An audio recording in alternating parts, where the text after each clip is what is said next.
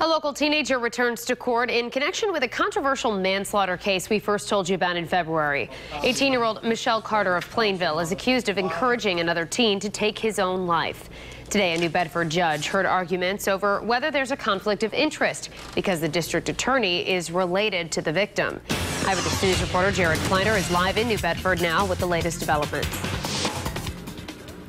Shannon, good evening. The pretrial activity continues in the very sad case involving two 18-year-olds. One is no longer alive.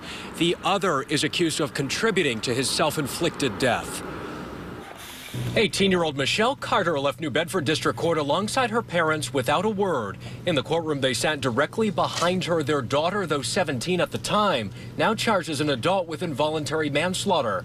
Prosecutors allege Carter encouraged her friend, Conrad Roy III, to commit suicide by carbon monoxide last summer.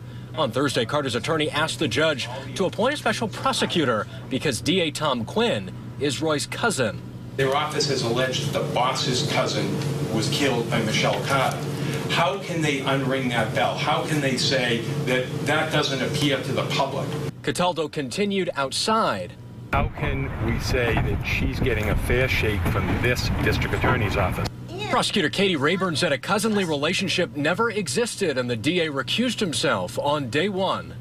DA Quinn is apparently third cousins with the alleged victim here. Third cousins, Your Honor. There's no suggestion that DA Quinn and Conrad Roy III have ever even met. I have no idea how Mr. Quinn feels about the case. We've never talked about it.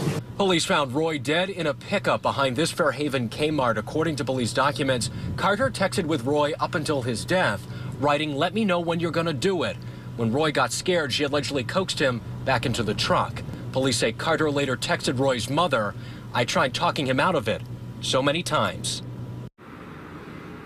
And the judge did not rule on the defense motion today. By the way, Carter, according to police documents, claimed that Roy was her boyfriend, but Roy's best friend told police they were not dating. Coming up at 6, how prosecutors say they have treated Michelle Carter. Live in New Bedford with the Southeastern Massachusetts Mobile Newsroom, I'm Jared Kleiner, Eyewitness News. Now we have new details in a disturbing story we've been tracking for months. A high school student accused of encouraging another teen to take his own life. The case was back in court today. New at 6, prosecutors talk about the way they've treated the suspect. Eyewitness News reporter Jared Kleiner joins us now live in New Bedford with those details. And Mike, prosecutors started pulling examples of their past interactions with Michelle Carter because her attorney says there's a potential conflict of interest and wants the Bristol County DA's office thrown off the case.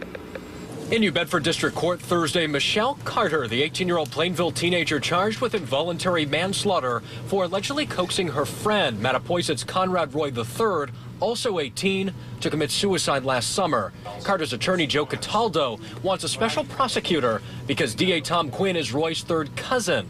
Cataldo questions whether Carter can get a fair shake. Prosecutor Katie Rayburn says she already has. The police didn't go to her house and take her outside of her home in front of her family members and neighbors. We agreed that she could surrender herself and come to court. We agreed upon a bail, Your Honor. Rayburn says Quinn never met Roy and recused himself on day one. Roy was found dead from carbon monoxide in a pickup behind the Fairhaven Kmart. Police allege Carter texted a friend he got out of the car because it was working and he got scared, and I expletive told him to get back in. But later told Roy's mother she tried to save him. I never tried harder at something in my life. The judge took in arguments from both sides today, but did not rule. That will come at a later time, and Michelle Carter expected to be back in court in early June.